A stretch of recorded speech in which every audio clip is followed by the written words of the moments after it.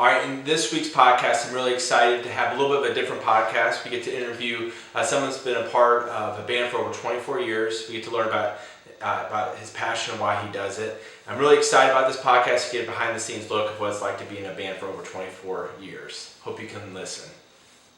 All right, well, usually how we introduce our guests, we kind of give a quick kind of high level of the history of what made you passionate about music, and where did you start, and where are you at now? For me, when I started, my mom bought my brother and I a skateboard out of the trunk of someone's car on the side of the highway for $20, right? So he bought this $20 skateboard, and it was supposed to be for my brother and I to share, and that never really happens with brothers. And so I got this skateboard, and right around that same time frame, my dad brought home an acoustic guitar from a garage sale that he also paid $20 for, right? And so it took me years to realize, well, the skateboard and the guitar, the things that butted heads the most in my life as far as like what I was going to spend more time on, they're both $20 each, right? And so my brother and I started to try to share this skateboard, and it went south quick. But luckily my brother lost interest in skating. So that's all I did. That's all I wanted to do is skateboard. So for a lot of years, from the age of 12, until probably 16 or 17, skateboarding was all I did. Never really touched the guitar. And then I was like, okay, maybe I'll mess with the guitar a bit. And when you first start playing guitar, your fingers hurt really, really bad from pushing on the strings. And learning everything there is about keeping a guitar in tune and changing the strings and actually playing is pretty frustrating. So again, I put the guitar down and continued skateboarding. But when I was 19, some friends and I from Fayetteville, Arkansas, we decided we want to kind of just start playing some music and writing some music and covering some music from our favorite bands at that time. And so we started rehearsing on Monday night and Wednesday night for 3 hours each night, which was crazy because that you learn so much in a practice setting about yourself, about the guys you're in a band with, but also, about how you're really not good, like how do you encourage each other to be better? So we started keeping a steady rehearsal time and started playing people's garages and on their back porches and all this stuff. And after about 8 months, we started playing regionally. Like we would drive, to Joplin, Missouri. We would go to Tulsa. We would just kind of start making a circuit. And so, that was in 1996. I was 19 years old. And then in 1997, we actually released our first record. We signed to this small independent record label out of Newport Beach, California. And in our mind, we're like, I cannot believe this. It wasn't like a, wow, we made it thing, but we were in a band and we were signing to a label and we were touring, and it was really hard. And it's always been really hard. There's nothing easy about it because you're dealing with human beings. And a lot of times, when we're talking with people, whether it be management, booking, record labels, they will tell you all the highlights, here's what we're going to do, here's what we're going to do. And unfortunately, sometimes those things don't work out and people want to place the blame on someone. But we were just thankful to be able to play. And that's kind of how it has been for 24 years. Mm-hmm. Just very thankful that we can play music. Yeah, that's pretty incredible. So getting back to your, so you grew up, I'm assuming, do you grow up in Fayetteville, Arkansas? Yeah. Until I was 19, and then we hit the road, and we were touring constantly. So I didn't really live anywhere. We lived on the road, whether it be in the van or at someone's house, at a hotel. Depends on where we played, what night, and how long we're in a town. Yeah. But we were usually in a different town every day. Wow. And then, so what was the name of your band? Was it Spoken? Yeah. Wow. Yeah. It was from the age of 19 on. It's always been Spoken. We kind of messed with a little bit of music here and there. Me and some different guys before that. Yeah. Played some youth groups. Yeah. Played school assemblies or whatever. But it was never something that. I think we were extremely happy to do it, but we were trying to figure it out, But then I did nothing in music at all for 2 years before Spoken started. Okay. Mm-hmm. Man, no, that's really neat. So, what's the inspiration? Where did the name come from? Do you guys have a runner-up name or? We had already started playing, in the region, trying to play as often as possible, trying to play, kind of every Friday, Saturday night. Mm-hmm. And this is all within the first 8 months of starting, like, hey, let's be in a band. And so we were like, okay, people don't know what to call us. So they just kind of call us random stuff.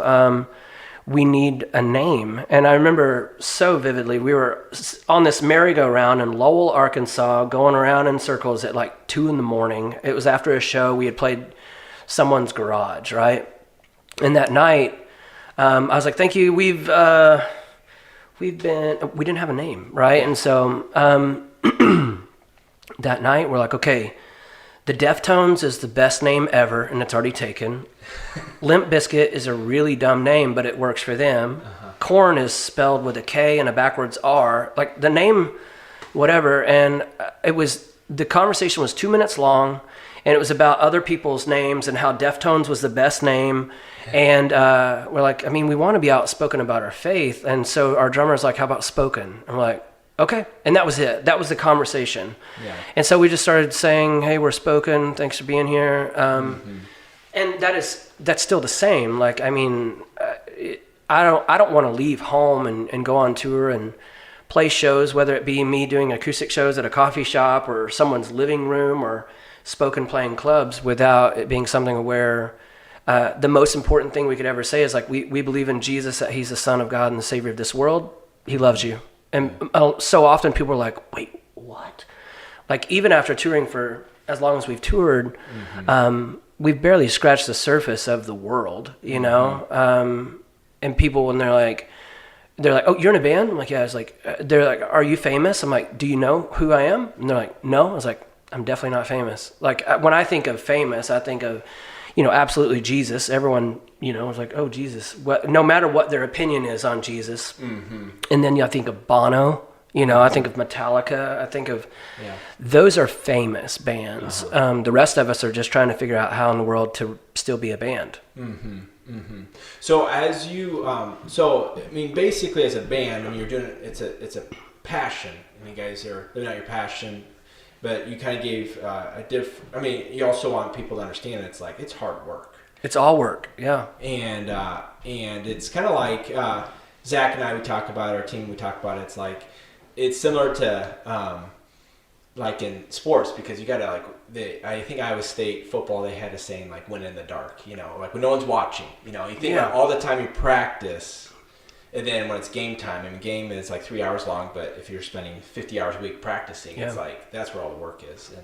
And it seems like that is very similar to your career. It's very similar, because no matter how you start a band or who has worked for you and with you and encouraged you on the way, and what label you're on, what management company, what booking agent you have, no matter what, you've still got to try to figure out how to pull off these songs live, based upon what you recorded in a studio, and how do you do that live? And not only do you sound good, how do you look like you know what you're doing?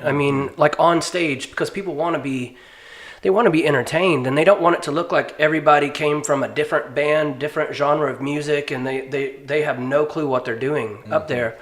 But that is something that's learned, and we all have to learn it. And so often we can learn visually. We can learn by watching videos of our favorite bands. What did they do? How did they do it? Mm-hmm. It's the same with songwriting. Yeah. In the same way, like if we want to become a better human being or grow stronger in our faith, like we've got to kind of have some examples of who to learn from.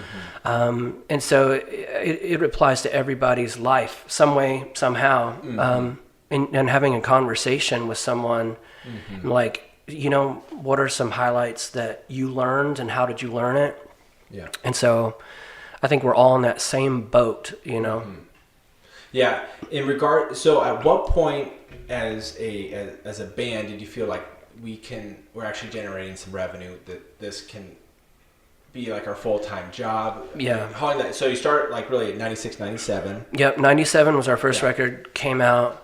We toured for 4 years straight. Okay, we were doing 250 shows a year. That's we incredible. were never home.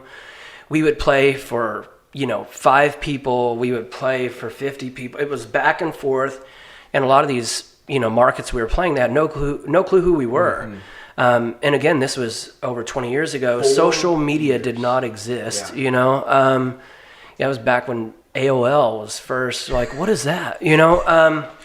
But we toured for 4 years straight, 250 shows a year. And I remember we were in Southern California in Newport Beach. We were sleeping in the van behind the label that we were assigned to, like in the alley, right? Yeah. We were in our 82 Ford van. And I remember Jeff, who has been my friend since I was 8 years old, he was in the band until probably almost 8 years ago. And I remember he was sitting shotgun. I was sitting in the driver's seat, and he turned and looked. He's like, "You know what? We should start getting paid." Oh. And I'm like, "Yeah, like we should." And so we started making $2 a day per diem. Like we each got $2 a day, and like we were just like sitting there. And I remember because Whoppers were 99 cents at Burger King, and there was a Burger King right there basically on the boardwalk. And we're sitting there eating a 99-cent Whopper and be like, we're professional musicians now. Like, we're getting paid to play music. And it was $2 a day. Stoked out of our minds. Because any money that we made during odd jobs, if we were home for 3 days, right? If like we came through Northwest Arkansas, we were home for 3 days, I would work for my uncle or my brother doing stonemasonry, landscaping. Jeff would work at Subway. Like they were super flexible. A couple of the guys worked at a pizza joint. One of the guys worked at Village Inn. And so they could work for like 2 days and go. And that's how it was. That's the only money we actually made, And so after a while, with playing, better shows, bigger crowds, being able to actually sell some of the merchandise we would bring with us because people would catch on to who we were. That's when albums could actually sell, like physical CDs. People would actually buy CDs at shows. They would buy T-shirts. And we were kind of starting to develop a following. At that point, we had switched record labels as well. So we had more, push, more momentum, more marketing behind us when we signed to Tooth and Nail Records. And a lot of our favorite bands were on that label. And so we were just really excited. And so we still toured as much as we possibly could. But the shows were getting a little better, and it was during a time frame of where the music industry was thriving, and so people were excited about it, and like radio mattered more, Now there's just so many less radio stations, especially radio stations that play Christian music, and so, that's when there was a radio station in every town, But it's just always been a growing process. Trying to learn different ways to do things, not to do the same thing over and over. But a lot of things, like I've kind of gone back to the way we used to do things because I feel like they're more effective. Because it's more, the more opportunities you have to play, the more people you have the opportunity to come in contact with, the more conversations you can have. And so I'm kind of reverting back a bit to the old days of touring because I miss it a lot. Mm-hmm. So that's a big deal that you mentioned. You kind of name drop Tooth and Nail. Yeah. So kind of, if people are not familiar with Tooth and Nail, I'm familiar with it, but can you name some of the bands? Like, we have a Christian audience, but like, who are some of the bands that were? I mean, some of the bands that were either on Tooth and Nail or started on Tooth and Nail or whatever. I mean, you've got Cutlass, you've got Under Oath, Jeremy Camp, just a lot of these bands that when they started out, that's where they were. But then there's older bands like the Huntingtons, there's like Watashi Wa, Project 86, all these bands where, and I mean, Norma Jean was one of the bands, August Burns Red, which August Burns Red is one of the biggest metal bands of our generation. And they started on, Solid State Records, which is a label, owned by Tooth and Nail. And so it's like, you have all these bands that start and, some of them, I mean, they realize quickly how hard it is to tour, how hard it is to make a living doing it, and they break up. Some of my favorite bands like did 1 or 2 records And then they're like, I can't do it. Yeah. So how long did your core of your band stick together, would you say, you did 1,000 shows when you began, over 4 years, pretty much making no money. Yeah. So you got to really love the music and love Jesus. So how long the first grouping of guys, they lasted through that first label deal. So 3 albums, right? So they went through 3 albums, which brought us up to 2000, the year 2000. And then, but one of the guys actually, he left the band a month after we started touring. So it's kind of like, it's really hard. Sometimes you forget and like, oh yeah, Steven was in the band for a month before. So he was technically in the band for about a year before he left, but he joined the Marines, and like he retired from the Marines like 2 years ago. Like he straight up and crazy. He needs a book about his life. You know what I mean? Yeah. But the other guys, they lasted for 3 albums, and then we just kind of started going. The thing is, like, when you look at the course of 24 years of being a band, some of the guys were in the band for 6 years, 7 years. One guy was in the band for 8 years. So people are like, wow, revolving door of members. No, like if you look at Walmart, look at how many of these people, like the turnover. Mm-hmm. And if a person worked there for 5 years, like, wow, you worked at Walmart for 5 years. That's crazy. That's a long time. Yeah. You know, like, and when you look at like what you toured for 8 years, that's crazy.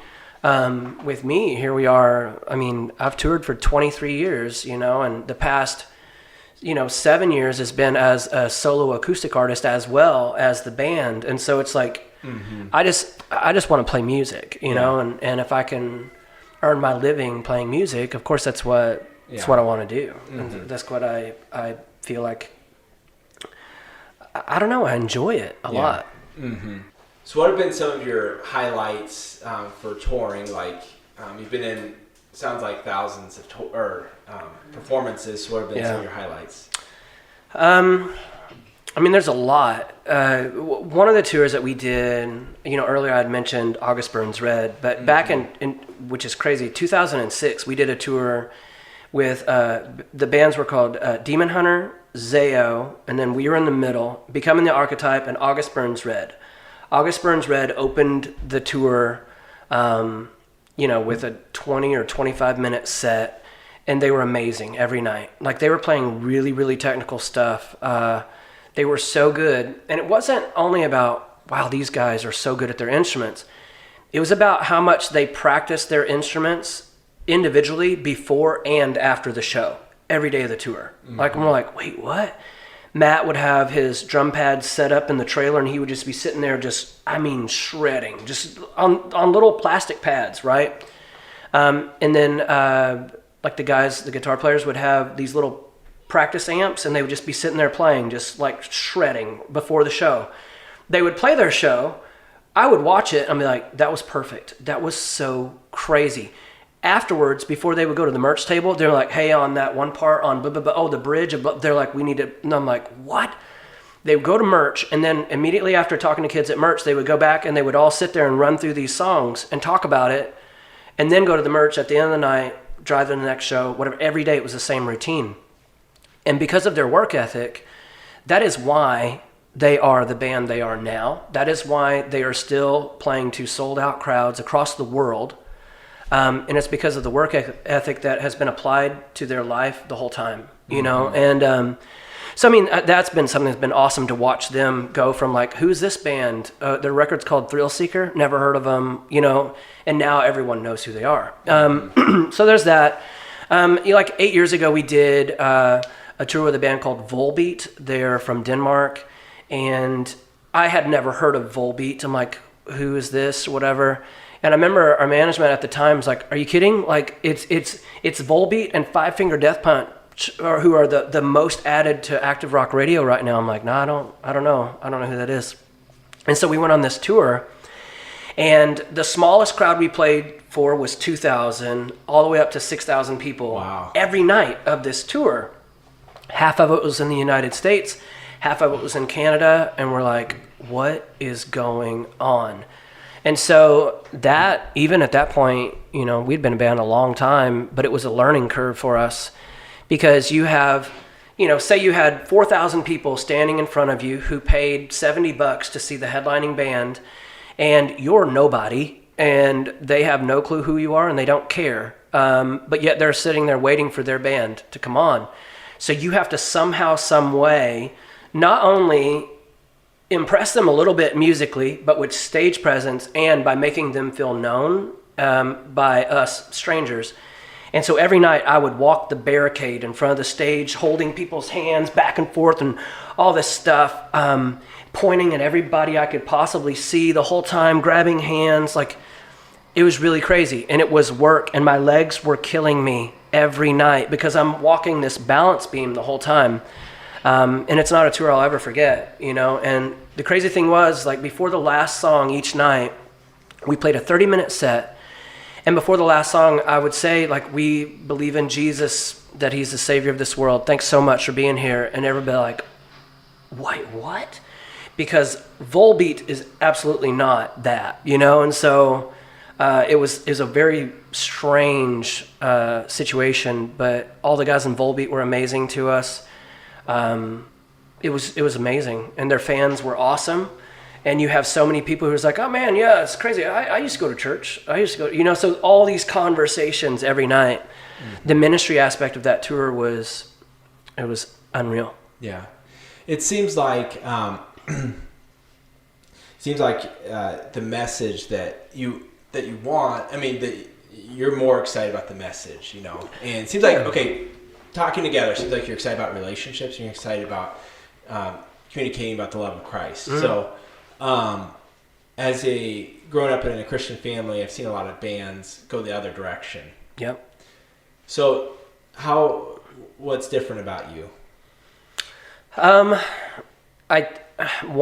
think that I try not to take myself too seriously, because I know that at any moment I could no longer be able to sing, right? At any moment I could no longer play guitar. At any moment, maybe I can't drive anymore.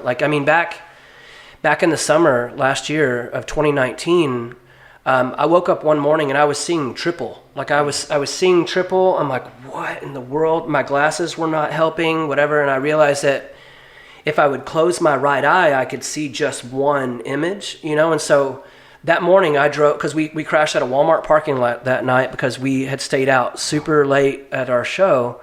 We were on tour with a band called Crazy Town. And we got 4 hours of sleep, needed to wake up and drive to Cincinnati, Ohio, right? And I realized if I closed one eye, I could see. And so I drove for 3 hours before the guys woke up. Like, they were in the back of the van driving. I drove for 3 hours with one eye through the mountains, right? Because we needed to get to the show. I didn't know what was going on. I called my wife. I'm like, hey, here's what's going on. She's like, you got to go get checked out. You have to go to a clinic, a hospital, something. And so I went, and I found this clinic that was attached to this huge church. It just happened to be by a Chick-fil-A. The guys went to eat at Chick-fil-A. I went into this clinic, and I had one eye closed, obviously, so I could still see. And I'm talking to the lady, and she's like, so are you a current patient? I'm like, no. I was like, well, we're not taking new patients right now. Like, we're just, right. And then another lady walked in, and she's like, hey, hi, what's going on with your eye? I'm like, I'm sorry, I'm seeing like triple. She's like, hold on. So she disappears, and I'm like, what's going on? She comes back, and it's like, the doctor's going to see you. Like, she got me right back, right? And so I'm talking to this doctor, and he checked me out, did all these things, reflex tests, like blood pressure, all this. And he said, I don't want to make this more difficult than it is, and I don't want to scare you, but you either have a blood clot in your brain or you've had a mild stroke. And I'm like, okay. And so for the minutes, my whole world like switched, right? I'm like, okay. He's like, you need to go home now. Like, you need to be seen by a specialist immediately. And I'm like, what? Okay. And so I walk out, and I remember standing against the wall of this, huge church that I thought was affiliated, but no longer, because this clinic had gotten too out of hand and too busy. The church is like, it's yours. You're self-sustaining now. Go for it. But I'm like, it's a miracle that person walked in. It's like, what's going on with your eye? Hold on. Because they weren't going to see me. They're going to send me across town to an ER. And I'm sitting. I remember leaning up against the wall. I'm like, all right, I need to call Tiffany. I need to not scare her by what I just heard. I'm like, Jesus, whatever is supposed to happen, I trust you. I know you've got this, under control. I can't see to drive. Am I going to tour again? Like, I mean, is it a blood clot? Is it a stroke? Is it going to get worse, right now, or in the hours before I made it home? Anyway, one of the guys in the band, we rented a car. He drove me home from Cincinnati, Ohio. I got home. I went to the ER. Saw a neurologist. They admitted me. I was in the hospital for 2 days. They did every kind of test imaginable. The long story short, I went to Wolf Eye Clinic. I saw one of the specialists there. And right now I have a prism on my right lens that it'll shift my vision because my right eye is relaying 2 images to my brain instead of 1. And so it's like, if I don't have my glasses on, I'm a train wreck, especially on stage with spoken. Flashing lights throw me way off. But I've had to kind of adapt, I've had to adapt. And there are still weird images when I'll turn and it'll look through the side of the prism. But luckily it has not gotten worse. The specialist said that it shouldn't get worse, but it will not go back to the same. I'm like, unless Jesus healed me, he's like, yeah. So I'm like, okay. Yeah. So I know it all could change in a second. Yeah. And whether that be my voice or my vision or something else, and I think that some people, they start to take for granted the platform they have. And at the same time, I understand that there are things that happen in life that it shakes a person's faith. It shakes their foundation, and therefore they feel like it's better for them to ignore God and not communicate with God, where that's exactly what we need to do, especially in our situations of where we feel maybe we're a little angry or bitter towards God. Talk to him about it. Mm-hmm. Like, he understands. Like, it's not a surprise to him, but we think like, I'm not gonna let God know how I feel. Like, but at some point in your life you did. Mm-hmm. Like, you trusted him. You believed in him enough to be like, all right, God, I trust you with everything. Yeah. What do we need to do to get back to that point? And I think right now, if we truly believe that God uses all things to work for his good, the situation that we're in right now in this life, one, it's going to get it to where, hopefully, and I've said this a few times on different, interviews and stuff, like, hopefully that once this quarantine situation is over, we thrive on wanting to have face-to-face conversations with people because we've missed it, Mm-hmm. Because for years upon years, all we have is a screen as a distraction, or is like, this is all I know. Some people right now are being switched to where like a screen is all we have to communicate with people. And that's been me. I don't enjoy cameras. I don't enjoy this, I don't, mm-hmm. But if we are truly going to try to figure it out by all means necessary, it's like what we've always said in the band. We will communicate the gospel by all means necessary. We will play these shows by all means necessary, whatever it is. I think that's one of the things that we do need to kind of switch on. It's like, if you have an opportunity, do it. Sometimes opportunities will come about themselves. Sometimes you have to make opportunities, but don't make those opportunities more important than the things that actually matter. Mm-hmm. And I think that's been my problem a lot over the years, where the things that matter most are my wife and my children, and don't let these other things get in the way of that. Mm-hmm. And maybe that's what Everything to Do with right now is, just a great lesson for me personally. Mm-hmm. Because they're my world, and they're the only reason I have sanity to even tour as an artist, is because of the encouragement of my wife. It's like, do what God, told you to do. Yeah. So tell us more about raising a family and being a married man in the music industry. Yeah. Because there's Rolling Stone magazine, you hear stories about just a lot of immoral lifestyle. Mm-hmm. So you're touring in front of 6,000 people, and people want your autograph, and people are freaking out. What? What's that been like? Yeah. I think it's been something where God has absolutely protected our band. Because we try to be the same, you know, whether we're playing at a church or at a bar or at a coffee shop or whatever it is. Like, I believe it's important to be the same no matter what. I believe it's important to be the same whether you're playing in front of 5 people or 5,000. Like, you should perform for those 5 people like it's 5,000 because they made the choice to be there. Like, they're like, I want to come see this band. Yes, give them a show. Sound the best you possibly can. Sing the notes the way you're supposed to sing. But afterwards, talk to them like they're real people and get to know them. Like, where are you from? Like, really? What do you do? Oh, cool. You got kids? Whatever. I think so much of it about is my wife and I talk a lot. We talk a lot, like on the road. That's how we got to know each other, is on the phone. I was calling from a payphone with a calling card, you know. I didn't have a cell phone when we first met. I was touring a lot, and she's like, I want to know every detail about your day. Like, even the things that you think are boring and whatever, I want to know. And it took me a while to learn, like, I need to know everything, you know. Like, she wants to tell me everything. She wants me to tell her everything. And so, like, open line of communication in my life has been what has mattered most, you know. Mm-hmm. And I think you flip that to a relationship with God, like, an open line of communication is what's going to matter most. Mm-hmm. And it's not going to catch you off guard if something doesn't quite go your way. Yeah. And you're like, why, God? Like, yeah. Garth Brooks had a song called Unanswered Prayers. Like, some of God's greatest gifts are unanswered prayers. I believe that's true. Mm-hmm. Like, and I don't think Garth Brooks realized what he was saying when he said it. But I think all of us can look back at our life, the whole journey, and be like, I'm so glad God didn't allow that to happen. I'm so glad that didn't work out. I think each of us have that. And so then we apply it to now. How are we going to come out different from the current situation we're in? And that's what a lot of the pastors are talking about. They're like, I want to be better. I want to be better when I come out of this. I want to be stronger. I want my relationship with God to be different.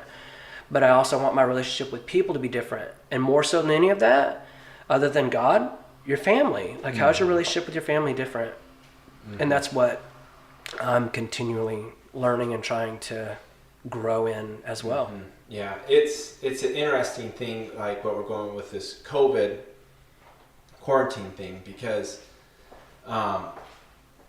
it's just like the upside, like you're talking about, there's an upside to look at trials. Mm-hmm. And there's real pain going on right now. There's real Americans not bringing in money, you know, type of thing. And it's an opportunity for the church. I know that at our church we have a benevolent fund and people have been giving to that. And but also just looking around and figuring out ways to love on people. But there's an upside with trials at times, because I think, at least for me, I can plan like my business. I can, you know, have a fine oil machine. I mean, like what you're saying, like with your band, you guys can be performing at top notch, practicing, do all the right things, mm-hmm. loving on people. But man, like this economy, it's like you cannot control the economy. I mean, some virus from someone eating a bat is going to infect millions of people.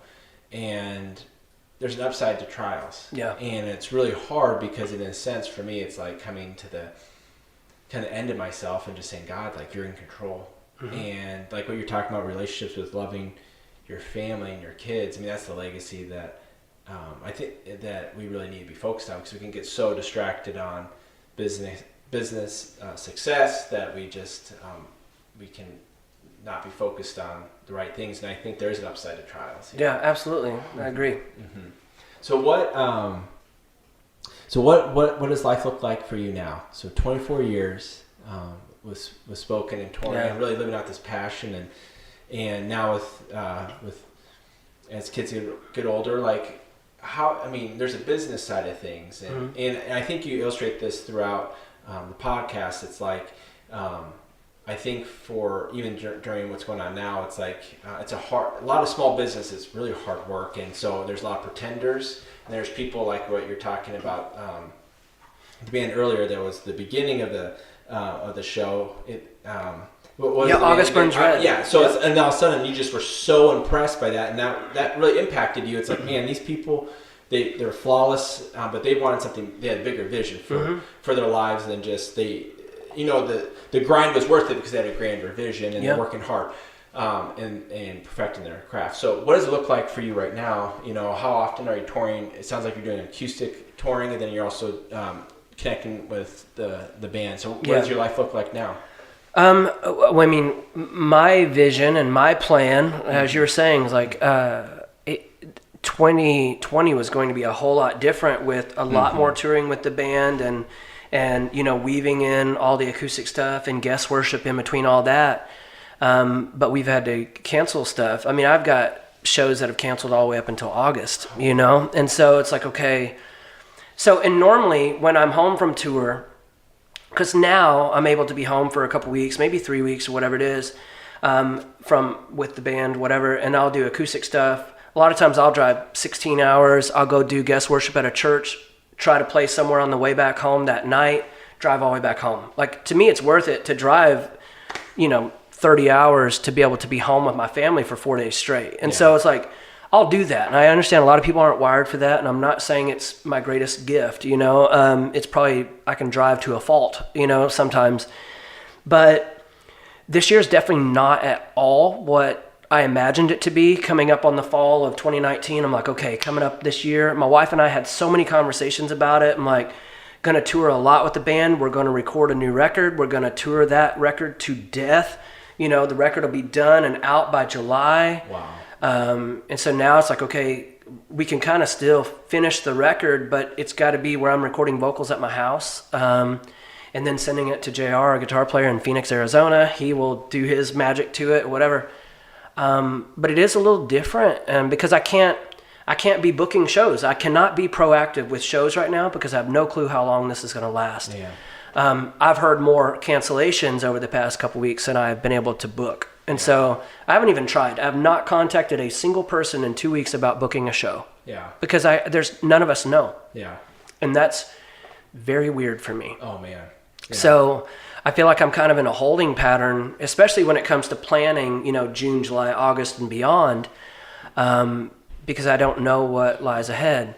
And so what can I focus on? What do I have some sort of control on? That is any kind of live stream, you know, acoustic set that I do. I've done 3 over the past couple of weeks. I don't want to overdo it. I don't want to make people tired of it. You know, I've been writing some music. I've been learning some new music, spending time with my family. Yeah. So I'm trying to take advantage of what I do have, because I can't plan. And that's really weird. It's really weird. It's literally like you guys being like, yeah, I'm not gonna check out any properties that might be going on the market. I'm not gonna plan on selling that home for someone. Yeah. Like, wait, what? It's very weird for me.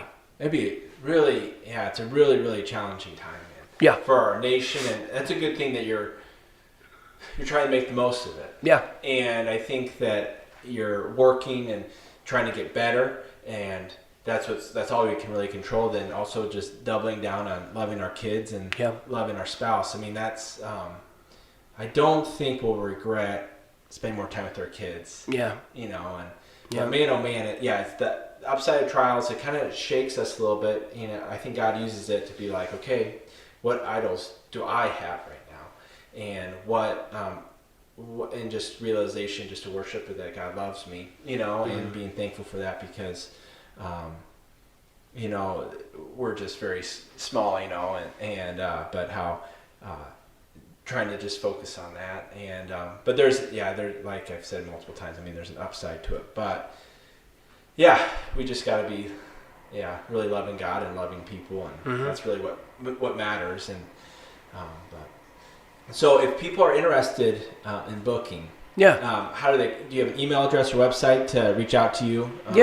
I mean, a lot of times, like, people will just go through spokenbooking@gmail.com. Okay. Because I'm doing the booking for the band. That's the email I use all the time for, you know, booking acoustic shows, whether that be living room shows, coffee shops, bars. I'm fine with whatever. Like, I'll play anywhere. Or just my Facebook, just Matt Baird. So it's if people have my phone number, they can call. I don't care. It's like whatever. That's awesome. So it'll be interesting to see. Hopefully by April 30th, everything will be open, but it's got to be safe. We don't want people to unnecessarily pass away. But hopefully we'll have a super fast vaccine and whatnot. But there's a lot more we just kind of scratched the surface. So sometime we'll probably ask you to come back on. Sounds great. I mean, I'm really even curious about booking. Is that one thing just to put it on the date? I mean, there's a logistics side of things. It's all a job. It's pretty yeah. brilliant. Yeah. That you've done this for this long and you got to be good at it. So, well, thank you so much for joining us and sharing your life with us. It was really Absolutely. neat. So, Thank you so much. Yeah.